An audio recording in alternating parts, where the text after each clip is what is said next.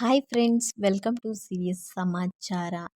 ನಾವು ತಿರುಪತಿ ದರ್ಶನಕ್ಕೆ ಹೋಗಬೇಕು ಅಂತೇಳಿ ತುಂಬ ದಿನದಿಂದ ಪ್ಲ್ಯಾನ್ ಮಾಡ್ತಿದ್ವಿ, ಬಟ್ ಆಗ್ತಾನೇ ಇರಲಿಲ್ಲ. ಆದರೆ ಈವಾಗ ಆ ಟೈಮ್ ಕೂಡ ಬಂತು ಅಂತ ಅನ್ಕೋತೀನಿ. ನಾವು ತಿರುಪತಿಗೆ ಹೋದಾಗೆಲ್ಲ ಏನೆಲ್ಲ ಆಯಿತು, ನಾವು ಹೇಗೆ ದರ್ಶನ ಮಾಡಿದ್ವಿ, ಏನೆಲ್ಲ ಸ್ಟ್ರಗಲ್ ಇತ್ತು ಅಂತ ನಾನು ಈ ವಿಡಿಯೋದಲ್ಲಿ ತಿಳಿಸ್ಕೊಡ್ತೀವಿ. ಫಸ್ಟ್ ನಾವಿಲ್ಲಿಂದ ಹೊರಟಿದ್ದು ನೈಟ್ 8 ಗಂಟೆಗೆ ಹೊರಟಿದ್ವಿ. ನಮಗಿಲ್ಲಿಂದ ಚಿಂತಾಮಣಿಯಿಂದ ಹತ್ರ ಇರೋದ್ರಿಂದ ತುಂಬಾ ಬೇಗ ಹೋದ್ವಿ. 8 ಗಂಟೆಗೆ ಹೊರಟು 11 ಗಂಟೆಗೆಲ್ಲ ತಿರುಪತಿಗೆ ಹೋದ್ವಿ. ತಿರುಪತಿಗೆ ಹೋದ ತಕ್ಷಣ ಫಸ್ಟು ಹೋಗಿ ದರ್ಶನ ಮಾಡ್ಕೊಂಡು ಬಿಡೋಣ ಅಂತ ಪ್ಲ್ಯಾನ್ ಇದ್ದಿದ್ದು. ಆದರೆ ಆಮೇಲೆ ಹೇಳಿದ್ರು, ಫಸ್ಟು ವರಹಸ್ವಾಮಿ ದರ್ಶನ ಆದಮೇಲೆ ನಾವು ತಿರುಪತಿ ದರ್ಶನ ಮಾಡಬೇಕು ಅನ್ನೋದು ತಲೆಯಲ್ಲಿ ಬಂತು.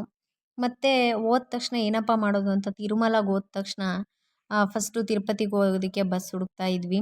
ನೋಡಿ, ಇದೇ ಬಸ್ ಸ್ಟ್ಯಾಂಡು. ಫುಲ್ಲು ಆ ಕಡೆಗೆಲ್ಲ ತಿರುಮಲಗೆ ಹೋಗೋ ಬಸ್ ಸ್ಟ್ಯಾಂಡ್ ಇರುತ್ತೆ, ಈ ಕಡೆ ನಮ್ಮ ಕರ್ನಾಟಕ ಬಸ್ಗಳಿರುತ್ತೆ. ನಮ್ಮ ಜೊತೆನೇ ಒಂದು ಫ್ಯಾಮಿಲಿ ಬಂದಿದ್ದರು. ಸೊ ಅವ್ರು ತುಂಬ ಸರಿ ತಿರುಪತಿಗೆ ಹೋಗಿದ್ದೀವಿ ಅಂತ ಹೇಳಿದ್ದಕ್ಕೆ ಅವ್ರ ಜೊತೆ ಹೋಗೋಣ ಅಂತ ಹೋದ್ವಿ. ಬಟ್ ನಮ್ಮ ದುರದೃಷ್ಟ ಏನಂತಂದರೆ, ಅವರು ಮಗು ಇರೋದ್ರಿಂದ ಬೇಗ ದರ್ಶನ ಆಗುತ್ತೆ ಅಂತ ಹೇಳ್ಬಿಟ್ಟು ಅವ್ರು ಬೇರೆ ಸಪ್ರೇಟ್ ಮೇಲೋದ್ಮೇಲೆ ಸಪ್ರೇಟಾಗಿ ಹೋದ್ರು. ಅದು ಆಮೇಲೆ ಹೇಳ್ತೀನಿ. ಅಲ್ಲಿಂದ ನಾವು ಎ ಸಿ ಮತ್ತು ನಾನ್ ಎ ಸಿ ಎರಡೂ ಇರುತ್ತೆ. ನಾವು ಎ ಸಿ ಬಸ್ಗೆ ಹೋದ್ವಿ. ಎ ಸಿ ಬಸ್ಸಿಗೆ ಹೋಗ್ಬೇಕಾದ್ರೆ ಅದಕ್ಕೂ ಇದಕ್ಕೂ ಡಿಫ್ರೆನ್ಸ್ ಅಂದರೆ ₹30 ಡಿಫ್ರೆನ್ಸ್ ಇರುತ್ತೆ ಅಷ್ಟೇ. ನಾನ್ ಎ ಸಿಗೆ ₹30 ಡಿಫ್ರೆನ್ಸ್ ಇರುತ್ತೆ ಅಷ್ಟೇ.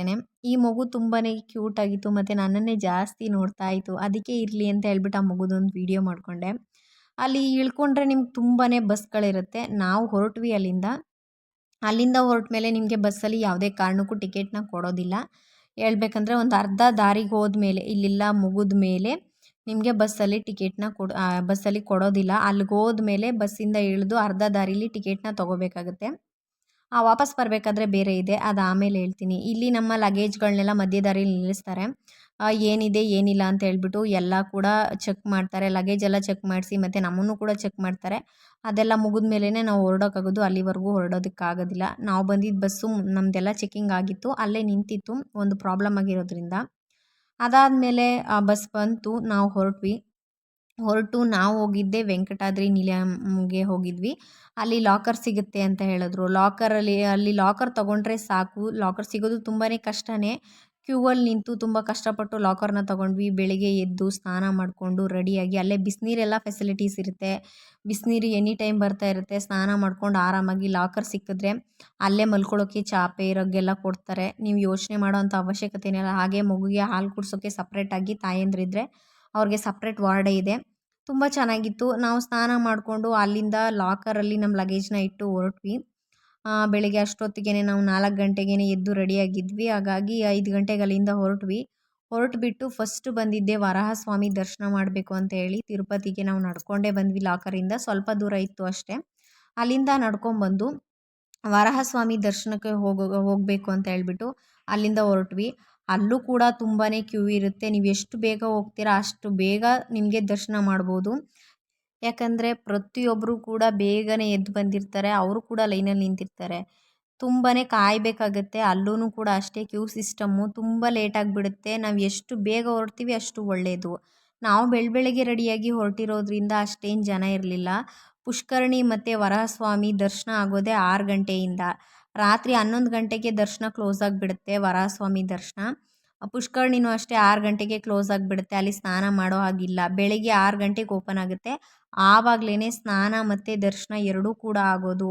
ಅಲ್ಲಿವರೆಗೂ ಕೂಡ ಪುಷ್ಕರಣಿಲಿ ಸ್ನಾನ ಮಾಡೋ ಹಾಗಿಲ್ಲ. ವರಹಸ್ವಾಮಿ ದರ್ಶನಕ್ಕೂ ಕೂಡ ಓಪನ್ ಇರೋದಿಲ್ಲ. ನಾವು ಬೆಳಗ್ಗೆ 6 ಗಂಟೆಗೆ ಓಪನ್ ಆಗುತ್ತೆ ಅಂದಿದ್ದಕ್ಕೆ ಬೇಗನೆ ಬಂದು ದರ್ಶನ ಎಲ್ಲ ಮುಗಿಸ್ಕೊಂಡ್ವಿ. ಅಷ್ಟೇನು ರಶ್ ಇರಲಿಲ್ಲ. ಮತ್ತು ಪುಷ್ಕರಣಿ ನಾವು ಅಲ್ಲೇ ಸ್ನಾನ ಮಾಡ್ಕೊಂಡು ಬಂದಿರೋದ್ರಿಂದ ಪುಷ್ಕರಣಿಯಲ್ಲಿ ಹಾಗೆ ನೀರನ್ನು ಪ್ರೋಕ್ಷಣೆ ಮಾಡ್ಕೊಂಡ್ವಿ ಅಷ್ಟೇ. ನಾವೇನು ಸ್ನಾನ ಮಾಡೋದಕ್ಕೆ ಹೋಗಲಿಲ್ಲ. ಮತ್ತು ತಿರುಪತಿ ದರ್ಶನಕ್ಕೆ ಹೋಗಿ ನಿಂತ್ಕೋಬೇಕು ಅಂತ ಹೇಳ್ಬಿಟ್ಟು ಕ್ಯೂ ಸಿಸ್ಟಮಲ್ಲಿ ನಿಂತ್ಕೋಬೇಕಿತ್ತು. ನಾವು ಹೋಗಿದ್ದು ಫ್ರೀ ದರ್ಶನಕ್ಕೇ. ಶಿಲಾತೋರಣವರೆಗೂ ಕೂಡ ರಶ್ ಇರುತ್ತೆ ಅಂತ ಹೇಳಿದ್ರು. ನಾವು ಕೆಳಗಡೆ ಜೀಪಿಂದ 3 ಕಿಲೋಮೀಟ್ರ್ ಆಗುತ್ತೆ ಅಂದಿದ್ದಕ್ಕೆ ₹30 ಒಬ್ಬರಿಗೆ ಚಾರ್ಜ್ ಮಾಡ್ತಾರೆ. ಅಲ್ಲಿಂದ ಶಿಲಾತೋರಣವರೆಗೂ ಡ್ರಾಪ್ ಮಾಡಿದ್ರು.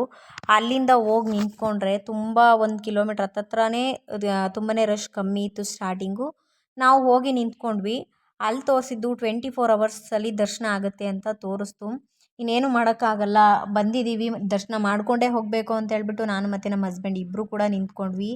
ಫಸ್ಟಿಗೆ ಅನ್ನಿಸ್ತಿತ್ತು ಸ್ವಲ್ಪ ಹೊತ್ತು ಒಂದು 2 ಅವರ್ ಕಳೆಯೋವರೆಗೂ ಅನ್ನಿಸ್ತು, ಏನಿಲ್ಲ ಹಿಂಗೆ ಹೋದರೆ ಬೇಗ ದರ್ಶನ ಮಾಡಿಬಿಡ್ಬೋದು, ದರ್ಶನ ಆಗಿಬಿಡುತ್ತೆ ಬೇಗ, ಇವತ್ತೇ ದರ್ಶನ ಆಗಿಬಿಡುತ್ತೆ ಅಂತ ಹೇಳ್ಬಿಟ್ಟು ಅಂದ್ಕೊಂಡ್ವಿ. ಬೆಳಗ್ಗೆ 7:15ಗೆ ನಾವು ಅಲ್ಲೋಗಿ ನಿಂತ್ಕೊಂಡಿದ್ದು. ಎಷ್ಟೆಲ್ಲ ಸ್ಟ್ರಗಲ್ ಆಯಿತು ಅಂತಂದರೆ ಇನ್ಯಾವತ್ತೂ ಕೂಡ ಫ್ರೀ ದರ್ಶನಕ್ಕೆ ಹೋಗಲೇಬಾರ್ದು ಅನ್ನೋ ಅಷ್ಟು ಕೂಡ ನಮ್ಗೆ ಬೇಜಾರಾಯಿತು. ಹೋದ್ವಿ, ನಿಂತ್ಕೊಂಡ್ವಿ, ಇನ್ನೇನು ಮಾಡೋಕ್ಕಾಗಲ್ವ, 24 ಅವರ್ಸು ಹೋಗಲೇಬೇಕು ಅಂತ ಹೇಳ್ಬಿಟ್ಟು. ಅಲ್ಲಿ ಹೋದರೆ ಫ್ರೀ ದರ್ಶನದಲ್ಲಿ ಒಂದೇನು ಅಂತಂದರೆ ನಿಮಗೆ ಟೈಮ್ಗೆ ಊಟ, ಹಾಲು ಪ್ರತಿಯೊಂದು ಕೊಡ್ತಾರೆ.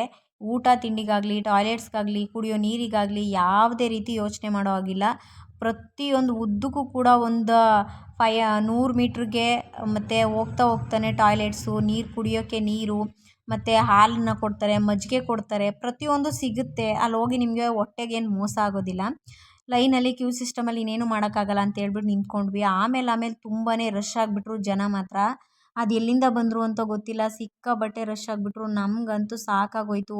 ಹೋದ್ರೆ ಒಂದೊಂದು ಕಡೆ ಲಾಕ್ ಮಾಡಿದ್ರೆ 1 ಅವರ್ ಮತ್ತು 2 ಅವರ್ ಆಗಿಬಿಟ್ಟಿರೋದು. ತುಂಬಾ ಕಷ್ಟ ಆಯಿತು.